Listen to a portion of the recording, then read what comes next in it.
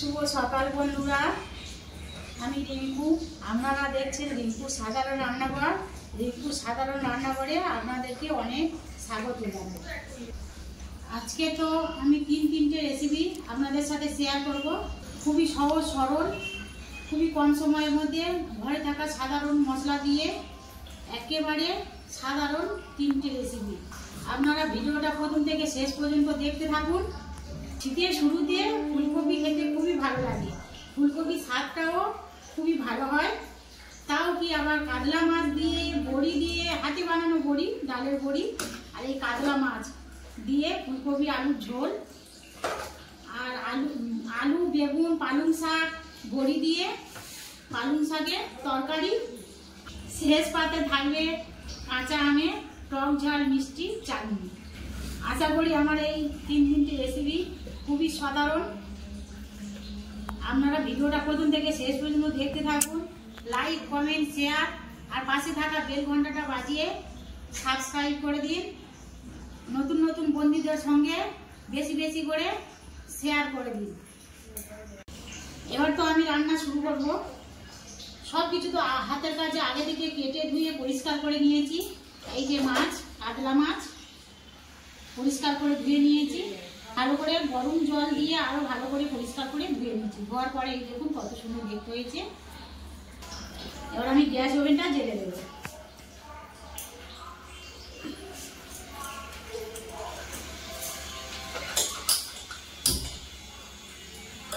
কেটে রাখা সবজি সব আগে ভেজে নেব। কড়া তো বসিয়ে দিয়েছি, কড়া গরম হয়ে গেছে। তেল দেবো, সাদা তেলে রান্না করবো।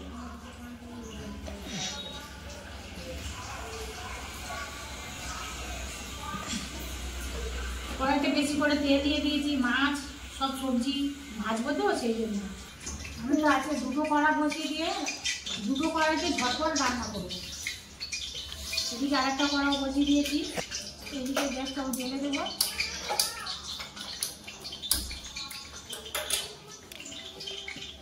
এদিকে তেলটা গরম হয়ে গেছে।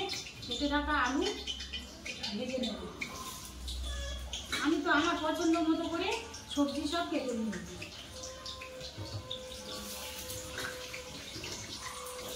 ফুলকপি তো বেছে বেছে দেখে দেখে কেটেছি, তবু কাটার পরে গরম জল দিয়ে ধুয়ে নিয়েছি। যদি পোকা থাকে গরম জল দিলে পোকাগুলো সব মরে যাবে, বার হয়ে যাবে, সেই জন্য আমি গরম জলে আবার ধুয়ে নিয়েছি। এদিকে কড়াইতে তেল দেবো, সাদা তেল। তেল তো ভালো গরম হয়ে গেছে। এবার এই বড়িগুলো ভেজে নেব। ডালের বড়ি, খেসারির ডালের বড়ি। বড়ি তো অনেক রকমের হয়, এইগুলো আমার খেসারির ডালের বড়ি। তেল গরম হয়ে গেছে, তেলের মধ্যে বড়ি দেব।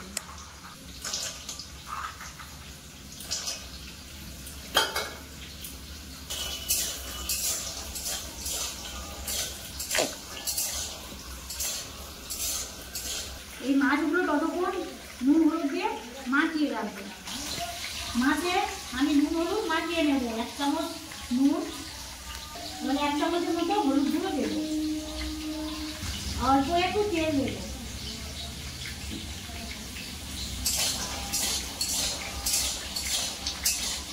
এদিকে বড়ি তো আমার ভাজা হয়ে গেছে, তুলে নেব।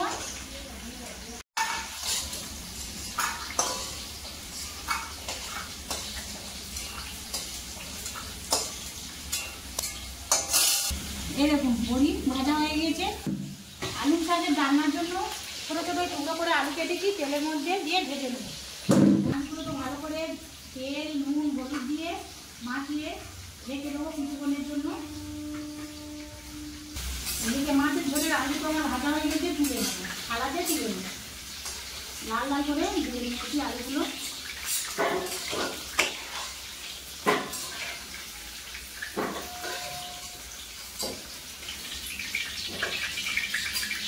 এই একই তেলে কেটে রাখা ফুলকপিগুলো ভেজে নেব।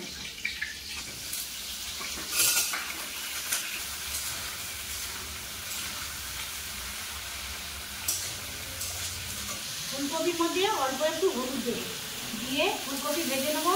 তাতে ফুলকপি কালারটা তো খুবই সুন্দর হয়। পালং শাকে আলুর মধ্যেও একটু হলুদ মিষ্টি দিয়ে ভেজে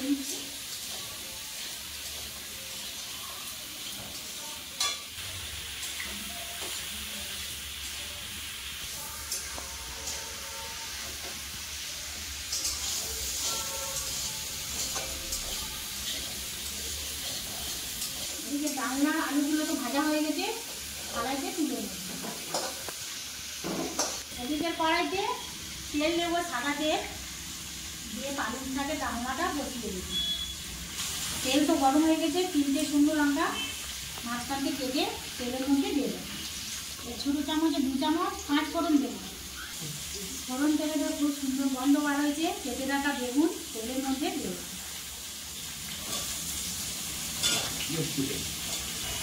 এই আদা হাফ আদা গ্রেট করে দেবো,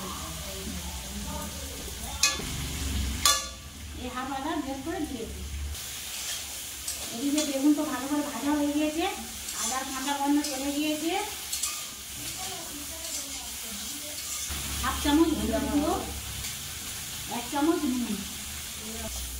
মশলার মধ্যে ভালো করে বেগুন তো ভেজে নিয়েছি, ভালো করে ধুয়েছি, ধুয়ে কেটে নিয়েছি আগে থেকে পালং শাকগুলো। এবারে বেগুনের সঙ্গে দিয়ে দেবো, কড়াইতে দিয়ে দেবো।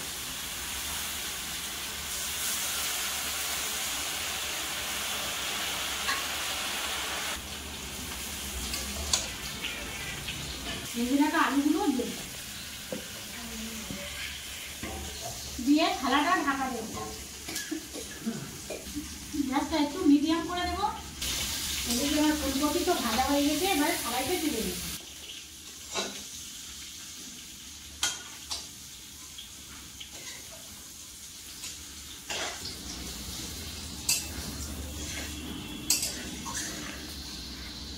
এই দেখুন ভাজার পরে ফুলকপি কত সুন্দর হয়েছে দেখুন দেখতে। এবারে নুন হলুদ মাখানো কাতলা মাছগুলো দেবো। এবার করে মাছ তেলের মধ্যে দেবো।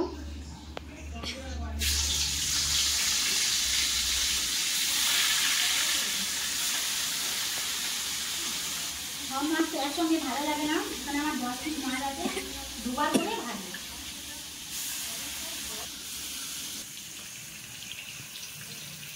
এদিকে কড়াইয়ে ঢাকা তো খুলে দেবো, দিয়ে একটু নেড়ে দেবো। কিন্তু পালং শাকের ডালের মধ্যে জল দিইনি, অনেকটা জল বার হয়েছে, জল আমার দিতে লাগবে না। যখন প্রথমে একটু দিয়ে এক করা হয়েছে কমে, এখন কমে অল্প হয়ে গেছে। এবার ভেজে রাখা করি দিয়ে দেবো,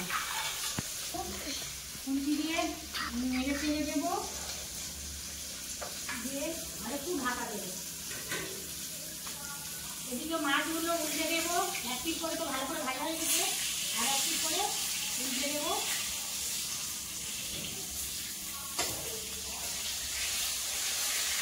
প্রথমবারে মাছগুলো ভালো করে ভাজা হয়ে গেছে, তুলে দেবো থালাতে।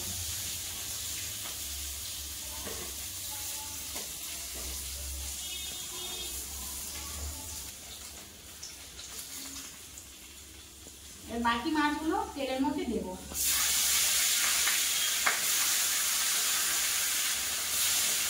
করে মাছগুলো ভালো করে ভাজা হয়ে গেছে, আরেকটু ভেজে দেবো। এদিকে ঢাকা খুলে দেবো,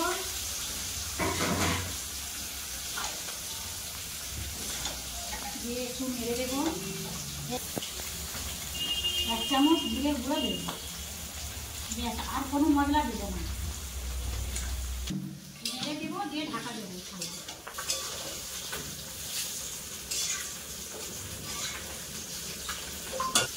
বাকি মাছগুলো তো ভাজা হয়ে গেছে, তুলে নেব। মাছ ভাজা কেমন হয়েছে? সব মাছ ভালো করে লাল লাল করে ভেজে নিয়েছি। কড়াইতে তো তেল আছে, আর তেল দেবো না। 3টে মাঝারি সাইজে পেঁয়াজ কেটে রেখেছি আগে থেকে, তেলের মধ্যে দেবো। পেঁয়াজ তো ভালো ভাজা হয়ে গেছে লাল লাল করে। এই ছোটো চামচ 1 চামচ 5 ফোড়ন দেবো, দিয়ে করে আদা দেবো। এই টমেটো কেটে রেখেছি দেবো।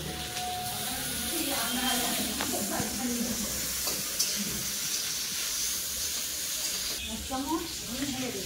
ঝাল লঙ্কার গুঁড়ো। সব মশলাতে ভালো করে ভাজা রেখেছি, ভেজে রাখা আলু ফুলকপি দেবো।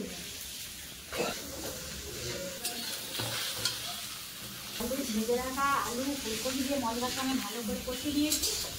এবারে জল দেবো। যেহেতু আলু ফুলকপি মাছের ঝোল, সেহেতু একটু ঝোলের জন্য বেশি করে জল দেবো। 1 চামচ নুন দেবো, থালাটা ঢাকা।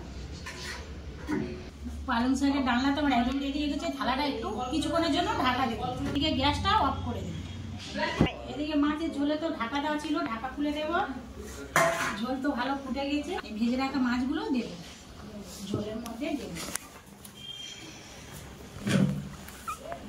একটু নেড়ে দেবো। 1/2 চামচ ধনের গুঁড়ো দেবো, 1 চামচ জিরের গুঁড়ো দেবো। নুন ঠিক আছে কিনা দেখে দেবো। পালং শাকের ডালনা তো হয়ে গেছে। এবার এই বাটিটাতে তুলে নেব। এই দেখুন কত সুন্দর হয়েছে, কত অল্প মশলায় কম সময়ের মধ্যে পালং শাকের ডালনা একদম মাখা মাখা। শীতের শুরুতে পালং শাক, বড়ির ডালনা, বেগুন দিয়ে তো অসাধারণ স্বাদে খেতে হয়।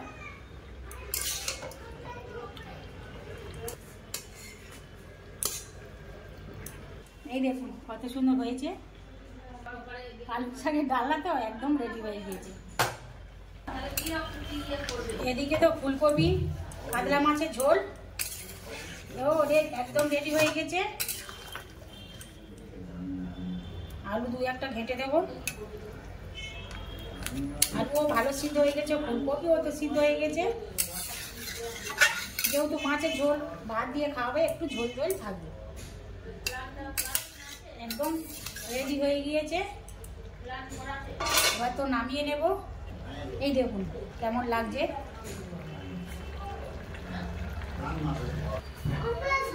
এদিকে ছোট কড়া বসিয়ে দেবো। চাটনিটা অসময়ে কাঁচা আমের চাটনিটা ছোট কড়াইয়ে করে নেব। গ্যাস ওভেন তো জেলে দেবো। কড়া গরম হয়ে গেছে। 1 চামচ 5 ফোড়ন দেবো। 2 শুকনো লঙ্কা কেটে দেবো। 5 ফোড়নটা খুব সুন্দর গন্ধ বার হয়েছে। তেল দেবো না, তেল ছাড়া কাঁচা আমের চাটনি।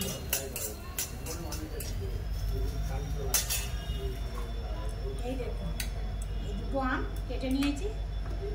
এই এতটা হয়েছে। এবারে কেটে রাখা আমগুলো কড়াইয়ে দেবো।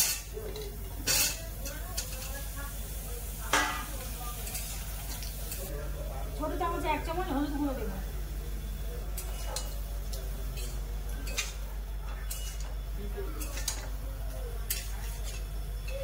হলুদ দেওয়ার পরে তো ভালো করে কষানো হয়ে গিয়েছে। হলুদের কাঁচা গন্ধ তো চলে গেছে। এবারে জল দেব। জল দেব।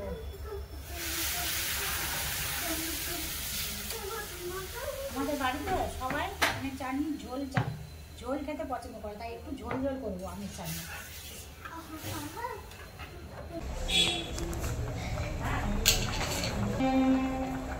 স্বাদ মতো নুন দিয়েছি। এবারে চিনি দেব।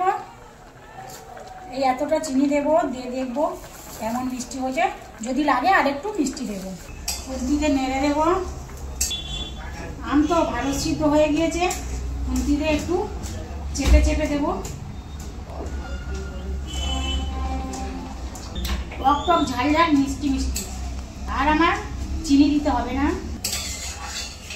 খুন্তি দিয়ে এরকম করে আম একটু ঘেঁটে দিয়েছি তো ঝোলটা, আমের চাটনি ঝোল একটু ঘন ঘন হয়েছে, খুব ভালো লাগছে। সময়ে কাঁচা আমের চাটনি আমার একদম রেডি হয়ে গিয়েছে। এবার তো গ্যাস অফ করে দেব।